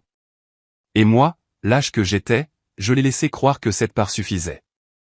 Quand elle est tombée malade, j'ai tenté d'être présent. Je venais sur l'île dès que je le pouvais, mais jamais assez longtemps. Jamais assez tôt. Et quand elle est morte, j'ai compris que j'avais détruit la seule chose vraie que j'avais jamais eue. Après sa mort, j'ai essayé d'être ton père. Mais je ne savais plus comment être un homme entier. J'avais passé tant d'années à compartimenter ma vie que je n'étais plus qu'une série de masques. Et toi, tu voyais clair à travers eux. Tu savais que j'étais un imposteur. Alors tu es parti. Et tu avais raison. Je n'ai jamais parlé de toi à Lark. Comment aurais-je pu? Chaque fois que je posais les yeux sur elle, je voyais ce que je t'avais volé, ta place, ta reconnaissance, ton nom. Elle méritait un père honnête. Je ne pouvais pas l'être, car je savais que je ne le méritais plus. L'île, ce refuge rêvé est devenu un mausolée de ma lâcheté.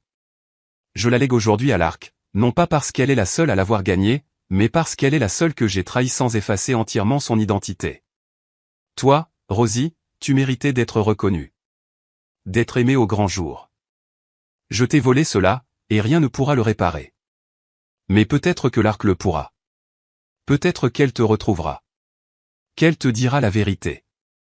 Et qu'ensemble, vous reconstruirez ce que j'ai détruit. Je ne peux plus vous offrir d'amour, mais peut-être puis-je encore vous offrir l'une à l'autre. Je suis désolé, Rosie.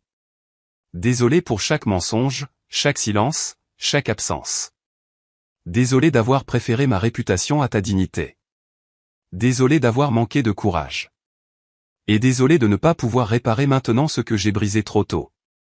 Si tu lis ces lignes, c'est que l'Arc t'a trouvé. Donne-lui une chance.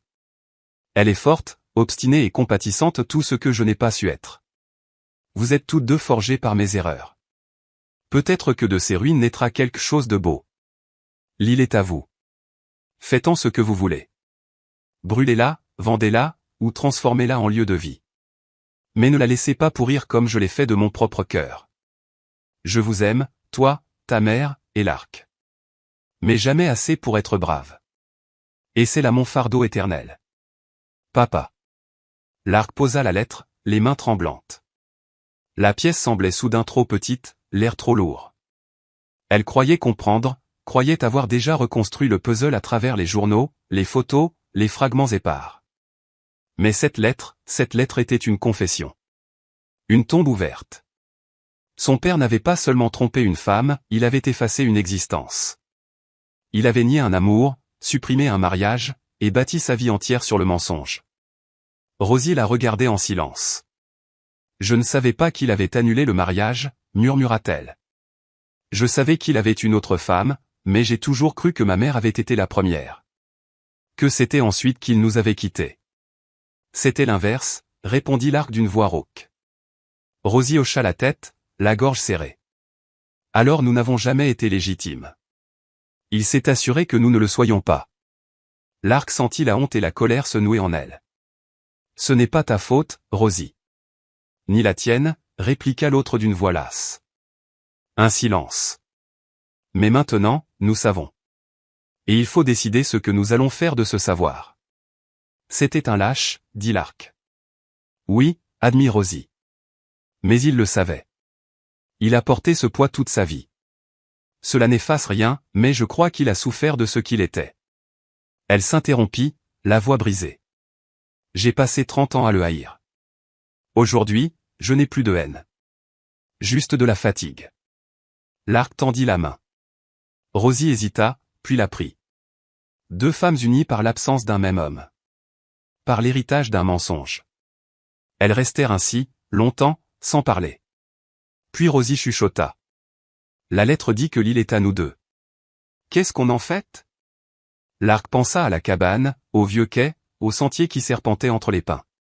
Ce lieu qu'un homme avait voulu transformer en refuge et qu'il avait changé en prison. Je ne sais pas encore, dit-elle doucement. Mais quoi qu'on décide, on le fera ensemble. Rosie la regarda, étonnée. Tu veux de ça? Après tout ce qu'il a fait? Oui. Parce qu'on est sœurs. Et il nous a déjà volé assez de choses. Pas celle-là. Les yeux de Rosie se remplirent de larmes. D'accord, ensemble alors. Elles parlèrent tout l'après-midi, de l'île, de leur père, de ces années vécues dans l'ombre de ses fautes. Ce n'était pas encore la guérison, mais c'était un début. L'honnêteté, enfin, avait trouvé place entre elles.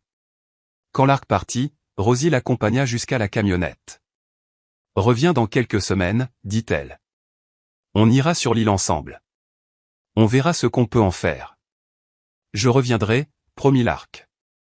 Sur la route du retour, le vent soulevait les nuages au-dessus des montagnes. Dans sa poche, la lettre semblait peser des siècles. Et pourtant, sous la colère, sous la douleur, quelque chose naissait. Un murmure. Une promesse. La possibilité d'un lien. Son père avait été un lâche. Mais elle et Rosie, elles n'avaient pas à l'être. 3 semaines plus tard, l'Arc revint à Seattle. Cette fois, elle n'était pas seule, elle venait chercher Rosie. Depuis leur rencontre, elles avaient parlé plusieurs fois au téléphone. Des conversations prudentes, comme deux voyageurs apprenant à parler la même langue. Rosie avait lu d'autres lettres, appris des choses sur sa mère, sur les années perdues. Elle avait raconté sa propre vie, 25 ans d'enseignement, un mariage bref, pas d'enfant, une existence tranquille, bâtie pour être tout le contraire du chaos qu'il avait vu naître. Lark, elle, était retournée à sa cabane. Mais le silence qui jadis l'apaisait lui paraissait désormais vide. Chaque soir, elle pensait à Rosie, à cette sœur qu'elle venait à peine de découvrir, à tout ce qu'elles auraient pu partager si leur père avait eu un peu de courage. Quand elle arriva chez Rosie, celle-ci l'attendait sur le perron, un sac à dos posé à ses pieds. Ses mains tremblaient légèrement. « Prête ?» demanda Lark. « Pas du tout », répondit Rosie avec un sourire nerveux. « Mais je suis là. » Elles prirent la route. La pluie fine se transforma peu à peu en brume tandis qu'elle montait vers les montagnes. La conversation, d'abord hésitante, devint plus fluide, elles parlèrent de livres, de voyages, de ces vies parallèles qu'elles avaient menées sans se connaître. Toutes deux avaient choisi la solitude. Toutes deux avaient fui l'héritage du mensonge. « J'ai consulté les registres », dit Rosie en approchant de Whitefish. L'île est payée depuis 1982. Il avait mis en place un prélèvement automatique pour les impôts fonciers. 40 ans à payer $800 par an pour un endroit où il ne mettait jamais les pieds. Penance, murmura Lark. Ou fuite, répondit Rosie. Il ne pouvait pas y retourner, mais il ne pouvait pas l'abandonner non plus. Quand elles atteignirent le lac, Thomas était assis sur le quai, un morceau de cèdre entre les mains, sculptant avec patience. Il leva la tête, observa les deux femmes. Cette fois, dit-il. Ce n'était pas une question. Voici Rosie, répondit Lark. Ma sœur. Thomas hocha la tête lentement, comme si cela confirmait une intuition ancienne. Ton père parlait d'elle, parfois. Pas par son nom. Il disait, j'avais une fille, là-bas. Au passé. Comme si elle était morte. Je n'ai jamais posé de questions. Ce n'était pas mon affaire. Rosie serra la mâchoire, sans un mot. Elles chargèrent leurs affaires dans le canoë, provisions, outils, tentes. Quand elles prirent le large, la rame de Rosie hésita un instant, puis trouva le rythme de celle de Lark. Aucune ne parlait. Mais l'eau, elle, semblait chuchoter quelque chose. Peut-être une promesse de réparation. Peut-être simplement le début d'un apaisement. Le silence n'était troublé que par le clapotis régulier des pagaies et le cri des goélands planant au-dessus du lac. À mesure que l'île se rapprochait, Rose posa sa rame et fixa la rive d'un regard lointain. « Je me souviens », murmura-t-elle. L'obscurité, les arbres qui descendent jusqu'à l'eau. J'avais l'habitude de me tenir ici et de lancer des pierres pour atteindre ce grand rocher.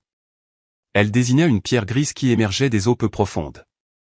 Je croyais que si j'arrivais à le toucher 10 fois de suite, ma mère guérirait. Lark resta silencieuse. Elle dirigea simplement le canot vers le vieux ponton penché. Les deux femmes attachèrent la corde et montèrent sur les planches usées par le temps. Rose demeura immobile un long moment, les yeux clos, respirant profondément l'odeur mêlée du pain et de l'eau. Quand elle les rouvrit, des larmes coulaient sur ses joues. « J'avais 17 ans la dernière fois que je suis venue ici, dit-elle. J'avais juré de ne jamais revenir. Et maintenant ?» Elle secoua la tête. « Je ne sais pas ce que je m'attendais à ressentir. De la colère, peut-être, ou du chagrin.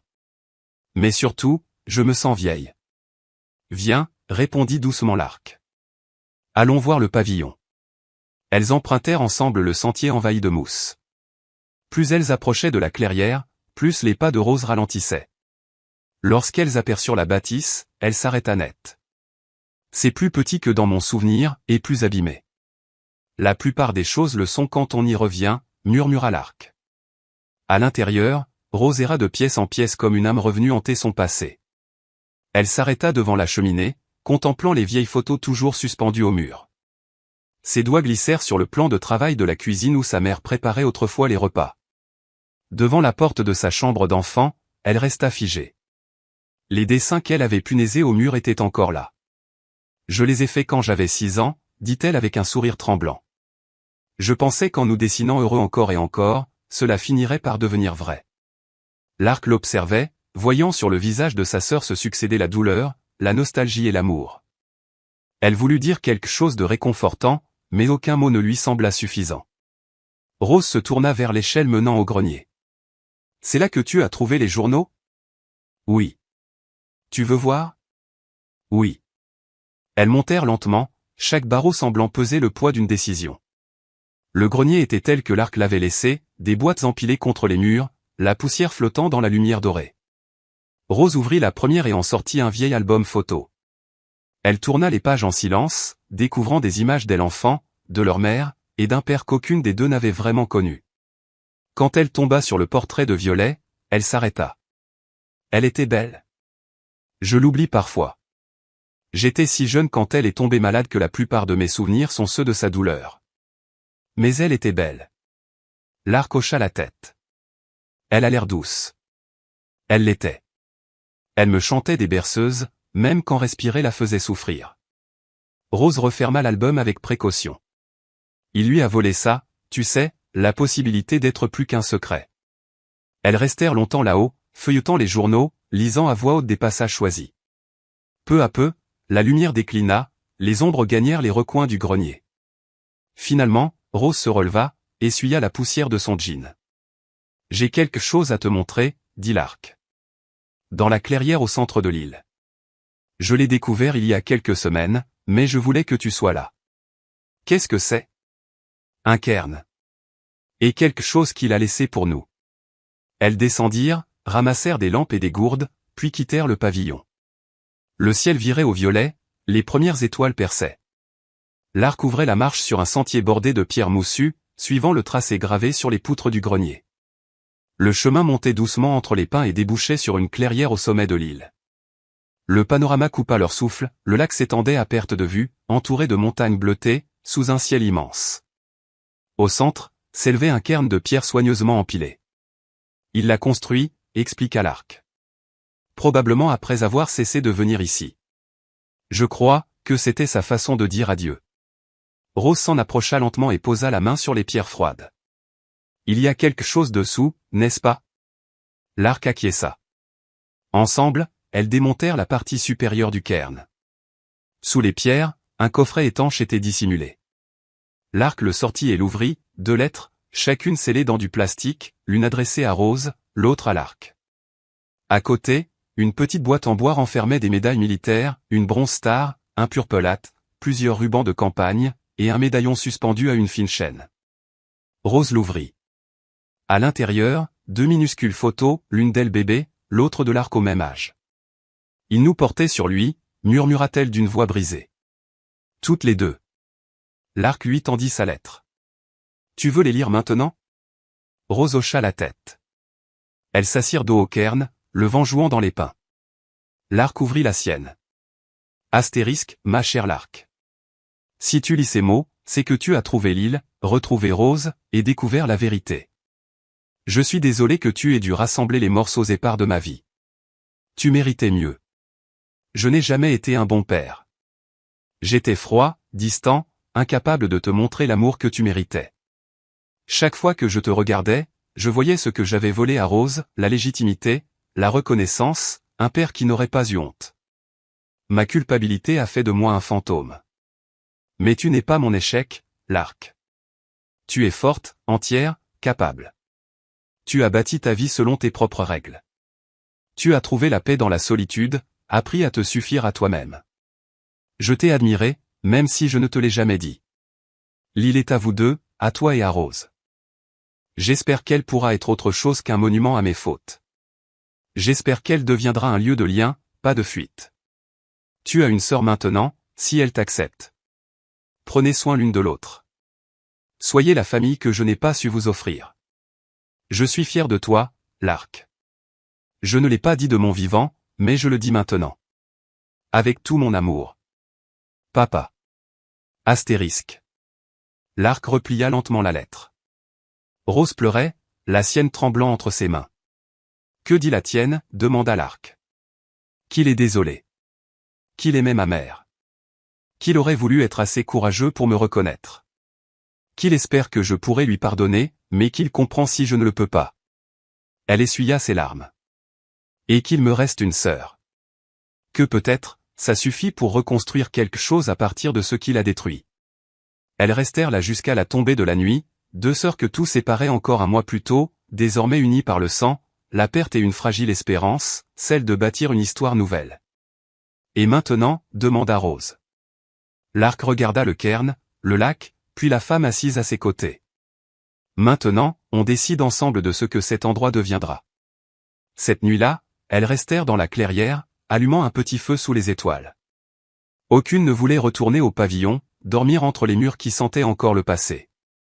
Elles déroulèrent leur sac de couchage près du cairn et parlèrent longtemps dans l'obscurité. Rose évoqua les rires de leur mère, les leçons de pêche sur le vieux quai, la fatigue dans le regard de leur père quand il arrivait, et son silence en repartant. L'Arc, à son tour, raconta les funérailles où son père était resté figé, les années passées seul dans les montagnes, la liberté et la solitude mêlées, la conviction qu'elle n'avait besoin de personne pour ne plus souffrir d'être abandonnée. Nous nous ressemblons plus que je ne l'aurais cru, dit Rose.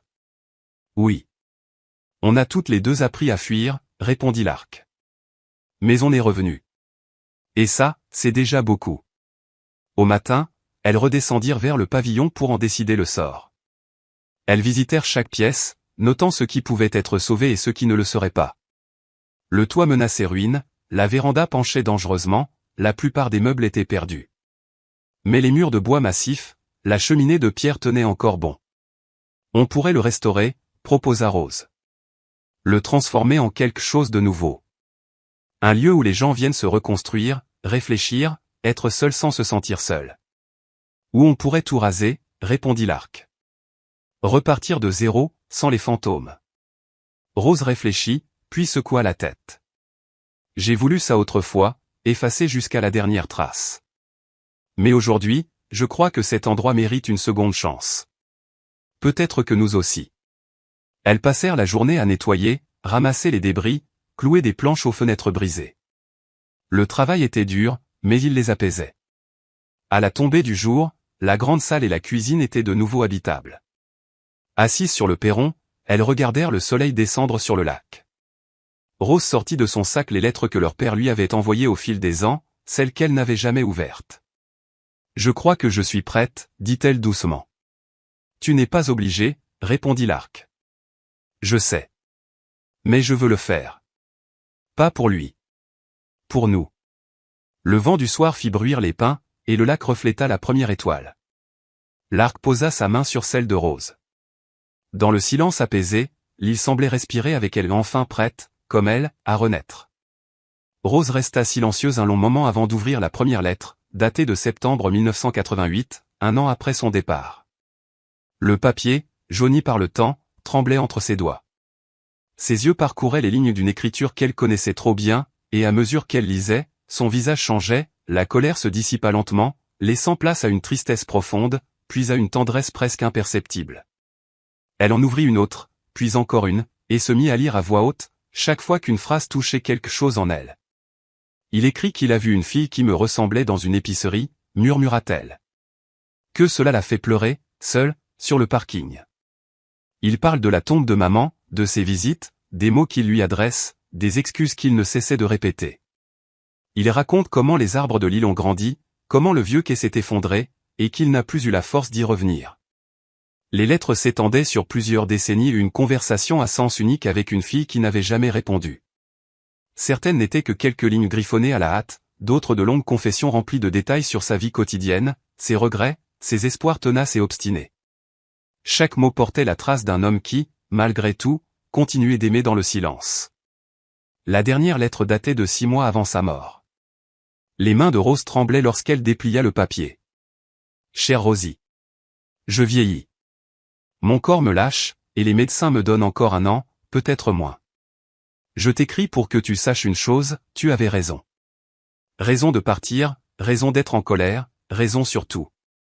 J'ai passé ma vie à vouloir protéger les autres en les cachant. Mais tout ce que j'ai fait, c'est les effacer. Et je me suis effacé avec eux. Je croyais être prudent, mais j'étais lâche. Je laisse l'île à l'Arc. J'espère qu'elle te retrouvera. J'espère que vous deviendrez la famille que je n'ai pas su vous donner. Vous méritiez toutes deux un père entier, capable d'aimer sans honte ni distance. Je n'ai pas su l'être. Mais peut-être que vous saurez être sœurs l'une pour l'autre. Je ne demande plus le pardon. Je veux seulement que tu saches que t'aimer, toi et ta mère, fut la plus belle chose de ma vie. Et vous cacher, la pire. Il m'a fallu 50 ans pour comprendre la différence. Si je pouvais recommencer, j'épouserai ta mère comme il se doit.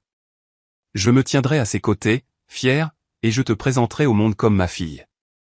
J'aurais choisi le courage plutôt que le confort. Mais je ne peux plus revenir en arrière.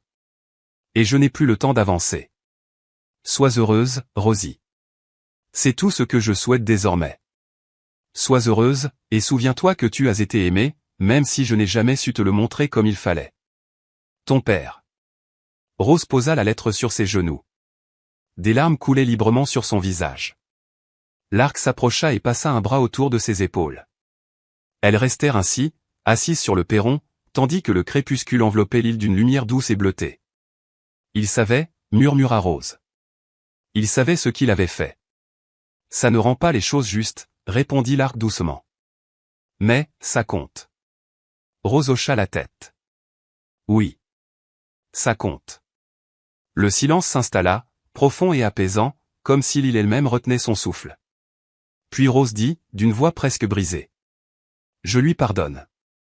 Pas parce qu'il le mérite, mais parce que je ne veux plus porter cette colère. Elle est trop lourde. Lark resta un instant sans répondre. Elle pensait à ses propres années de distance, à cette solitude qu'elle s'était imposée. Je lui pardonne aussi, finit-elle par dire. Et peut-être que je me pardonne aussi d'être resté si longtemps loin de tout. Rose tourna la tête vers elle, et pour la première fois depuis leur rencontre, elle sourit vraiment. On va s'en sortir, tu crois? Oui, répondit Lark. Je crois que oui. Le lendemain matin, le ciel était clair, d'un bleu lavé par la pluie. Elles avaient pris une décision. Elles allaient restaurer le pavillon, pas comme il était autrefois, mais comme quelque chose de nouveau, un lieu qui reconnaîtrait le passé sans s'y enfermer. Elles passèrent des heures à dessiner des plans sur les pages arrachées du journal de Rose. On pourrait en faire une retraite pour écrivains, proposa Rose. Un refuge pour ceux qui ont besoin de silence. Ou un camp familial, ajouta Lark, un endroit pour se reconnecter loin du bruit du monde. Rose baissa la voix. Ou simplement un lieu pour nous. Pour être sœurs. Sans que l'histoire nous étouffe. Elles s'accordèrent sur cette idée. L'île serait leur héritage partagé, un espace de guérison et de recommencement. Le reste viendrait plus tard, quand les plaies auraient un peu cicatrisé. Les jours suivants, elles travaillèrent côte à côte. Rose, à la surprise de Lark, maniait les outils avec assurance. Elle avait appris quelques rudiments de menuiserie avec son ancien mari. Lark, forte de ses années passées à entretenir sa cabane en montagne, avançait avec précision et calme. Ensemble, elles remplacèrent les vitres brisées par des planches de contreplaqué, balayèrent des décennies de poussière et de feuilles mortes, et couvrirent le toit d'une bâche fixée solidement contre le vent. Ce n'était pas parfait, mais c'était un début, et le début leur suffisait. Le soir, elles cuisinaient sur un petit réchaud, partageant des repas simples et des confidences tardives.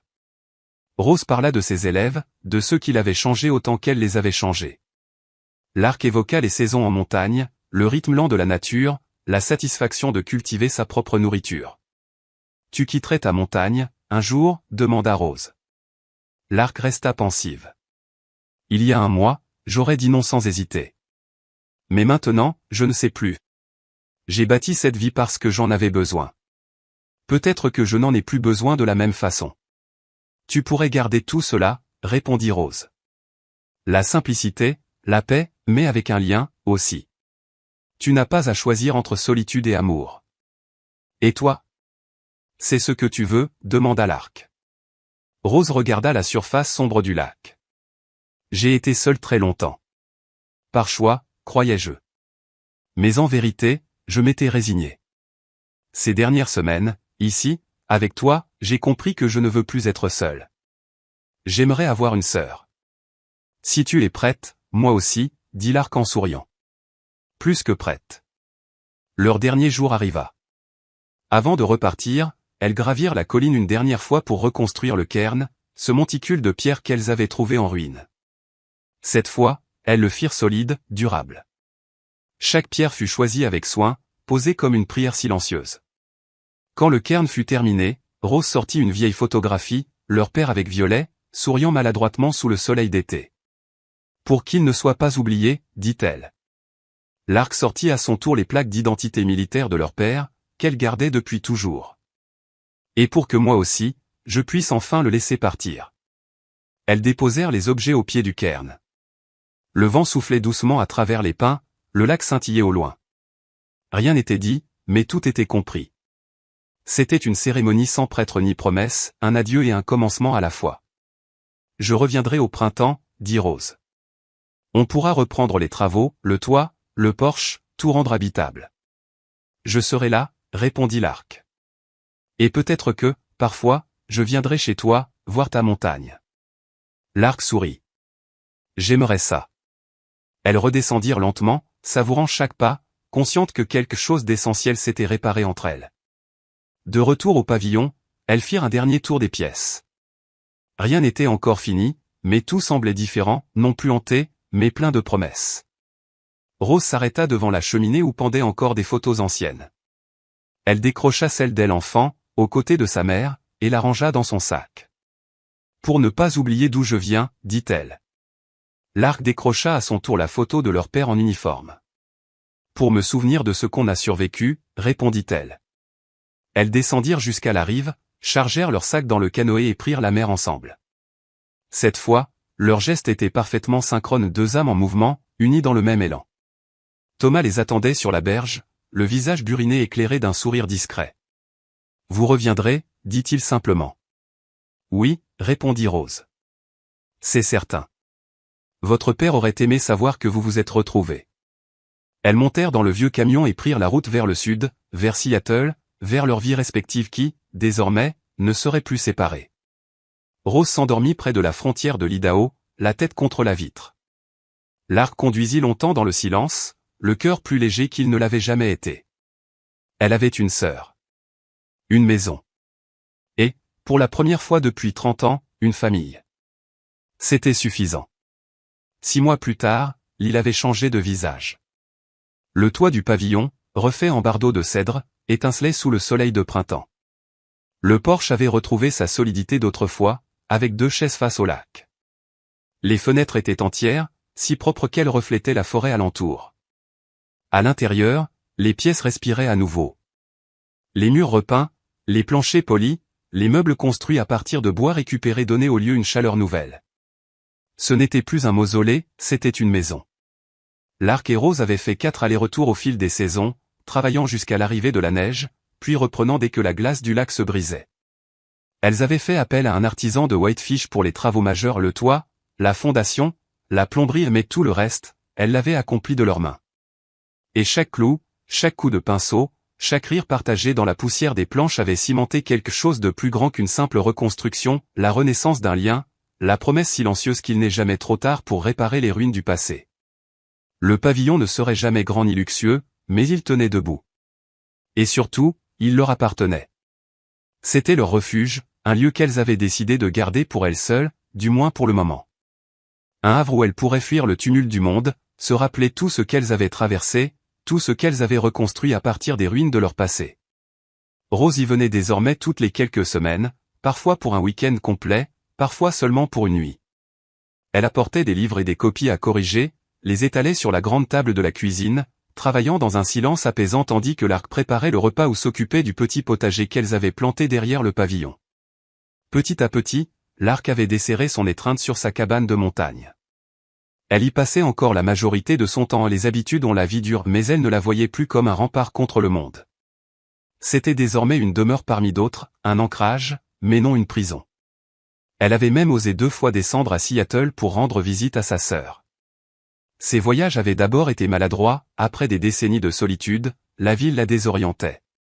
Mais Rose, patiente et douce, lui faisait découvrir des cafés tranquilles, des librairies anciennes, des ruelles bordées de fleurs où le bruit devenait supportable.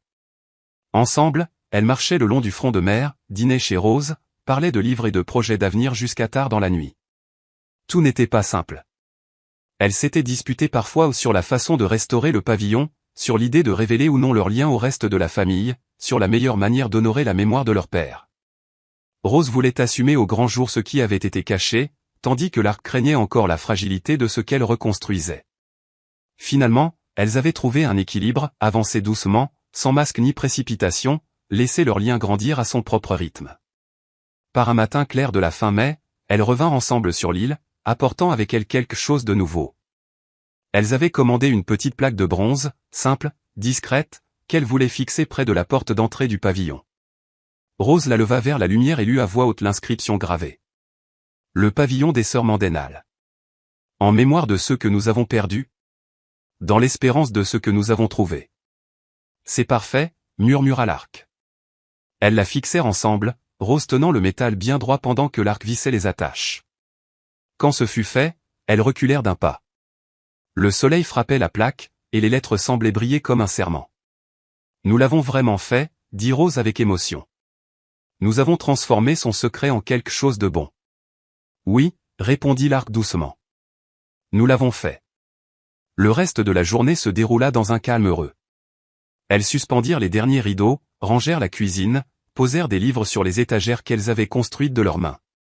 Puis, en fin d'après-midi, elles prirent le sentier menant au cairn au centre de l'île, ce monticule de pierre qu'elles visitaient à chaque retour. L'hiver avait passé, rude et long, mais le cairn tenait bon. Le vent l'avait poli, la neige l'avait recouvert, et pourtant il demeurait solide. La photo et les plaques d'identité militaire y reposaient encore, protégées sous les pierres. Rose s'agenouilla. Lors de sa dernière visite, elle avait ajouté un souvenir, une fleur séchée de la roseraie de leur mère, qu'elle gardait entre les pages d'un livre depuis 30 ans. Elle la toucha du bout des doigts, émue. Le panorama s'ouvrait devant elle, immuable le lac argenté, les montagnes bleutées, le ciel immense. Rose rompit le silence. Je pense beaucoup au pardon, ces derniers temps. J'ai longtemps cru que pardonner signifiait dire que ce qu'il avait fait était acceptable. Mais ce ne l'est pas. Et ça ne le sera jamais. Non, acquiesça l'Arc. Jamais. Rose hocha la tête. Mais je peux le pardonner tout en reconnaissant la blessure. Je peux laisser tomber la colère sans faire semblant qu'il fût un bon père. Il ne l'était pas. Mais il était notre père. Et nous avons survécu à ce qu'il était. Et ça compte. L'Arc la regarda longuement. Je pense souvent à la vie qu'il aurait pu avoir s'il avait été plus courageux, dit-elle d'une voix lente. S'il t'avait reconnu, toi et ta mère. S'il avait été honnête avec la mienne. S'il avait choisi la vérité plutôt que le confort. Tout aurait été différent. Rose sourit tristement. Oui. Mais alors, peut-être que nous ne serions pas ici, toi et moi, en train de bâtir quelque chose de nouveau. Peut-être que le seul bien né de ces erreurs, c'est que nous nous soyons trouvés dans leur décombre. L'Arc haussa les épaules, un demi-sourire aux lèvres. Ou peut-être que nous nous serions trouvés quand même, dans une meilleure version de cette histoire. Elles prirent le chemin du retour tandis que le soleil déclinait, drapant l'île d'une lumière dorée. À l'intérieur du pavillon, elles allumèrent un feu dans la cheminée restaurée, s'enveloppèrent dans des couvertures et s'assirent côte à côte sur le vieux canapé que Rose avait apporté de chez elle. Les flammes dansaient, projetant sur les murs de longues ombres paisibles. « Je suis heureuse que tu sois ma sœur, » murmura Rose. « Et moi, heureuse que tu sois la mienne, » répondit l'Arc. Le feu crépitait, le lac murmurait contre la berge, un hibou lança un appel lointain. Le pavillon, autrefois symbole de secret et de honte, les enveloppait maintenant d'une chaleur protectrice. L'Arc songea à la question que Rose lui avait posée des mois plus tôt, partirait-elle un jour de sa montagne? Elle n'avait toujours pas de réponse précise, mais elle savait désormais que partir ne signifiait pas abandonner. Qu'on pouvait aimer la solitude sans renoncer au lien. Que la famille n'était pas nécessairement une cage. Certaines blessures ne guérissent jamais tout à fait, pensa-t-elle, elles cessent simplement de saigner. On apprend à vivre avec les cicatrices, à raconter leur histoire sans qu'elles définissent tout ce qui vient après. Leur père avait porté les siennes en silence, jusqu'à ce qu'elles infectent tout ce qu'ils touchaient. Mais elles, Rose et elle, avaient choisi la lumière. Elles avaient ouvert leurs plaies à l'air du jour, les avaient nettoyées, pensées, laissées enfin cicatriser. Cela n'effacerait pas les pertes, mais cela suffisait peut-être pour bâtir autre chose. Quelque chose de neuf. De vivant. Rose s'appuya contre elle, la tête posée sur son épaule. « Tu restes demain, hein » demanda-t-elle d'une voix somnolente. « Oui » répondit l'Arc doucement. « Je reste. » Et dans cet instant suspendu, sur cette île du secret, deux sœurs demeurèrent enlacées dans un silence qui n'était plus vide. Le passé reposait derrière elles, toujours lourd, mais désormais partagé. L'avenir s'ouvrait devant elles, incertain, mais débarrassé de solitude. Dehors, le lac reflétait les étoiles, la forêt respirait son rythme ancien, et le monde tournait, imperturbable. Mais ici, dans ce lieu arraché à l'ombre, il y avait enfin la paix. Et Lark sut, au plus profond d'elle-même, que cette paix, fragile et précieuse, valait plus que tout.